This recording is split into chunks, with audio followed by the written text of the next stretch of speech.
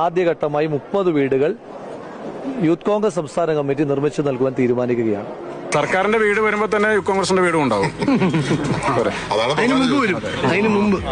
അതിന് മുമ്പും വരും. IS 486/2000 കോഡ് പ്രകാരമുള്ള ഗുണമേന്മ മാനദണ്ഡങ്ങൾ കർശനമായി പാലിച്ചാണ് ടൗൺഷിപ്പിലെ ഓരോ നിർമ്മാണ പ്രവർത്തനവും നടക്കുന്നത്. ശരിക്കും പറഞ്ഞാൽ സിവിൽ എഞ്ചിനീയേഴ്സിന്റെ ഒരു ബൈബിളാണ് IS 456/2000 എന്ന് പറയുന്നത്.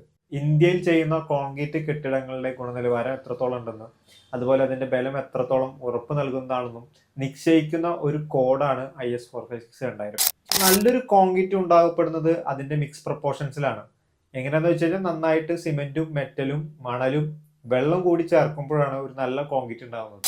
നമ്മൾ പണിയുന്ന കെട്ടിടത്തിന്റെ ബീമുകള്, തൂണുകള്, അതുപോലെ അവന്റെ ഫൗണ്ടേഷൻ, ഇതിനെല്ലാം വെവ്വേറെ തരത്തിലുള്ള കോൺക്രീറ്റ് ആണ് യൂസ് ചെയ്യാറ്. സിമെന്റിന്റെ അളവും മെറ്റലിന്റെയും എംസാൻഡിന്റെയും അളവും കുറച്ചും കൂട്ടിയും ഒക്കെയാണ് പല തരത്തിലുള്ള കോൺക്രീറ്റുകൾ നമ്മൾ ചെയ്യുന്നത്. ഇനി ഇങ്ങനെ ചെയ്യുന്ന കോൺക്രീറ്റിന്റെ സ്ട്രെങ്ത് അത് എത്രത്തോളം ഉണ്ടെന്ന്, അത് ഉറപ്പുള്ളതാണോ എന്നെല്ലാം ടെസ്റ്റ് ചെയ്യുന്നത് കംപ്രസീവ് സ്ട്രെങ്ത് ടെസ്റ്റ് വെച്ചിട്ടാണ്. അതൊരു കോൺക്രീറ്റ് കഴിഞ്ഞ് 7 ദിവസമോ അതോ 28 ദിവസത്തിന് ശേഷമോ നമുക്ക് ചെയ്യാവുന്നതാണ്. ഇതുപോലത്തെ ഇൻഫോർമേറ്റീവ് ആയിട്ടുള്ള വീഡിയോ കിട്ടണമെന്നുണ്ടെങ്കിൽ നിങ്ങളുടെ പേജ് ഫോളോ ചെയ്യാൻ മറക്കരുത്.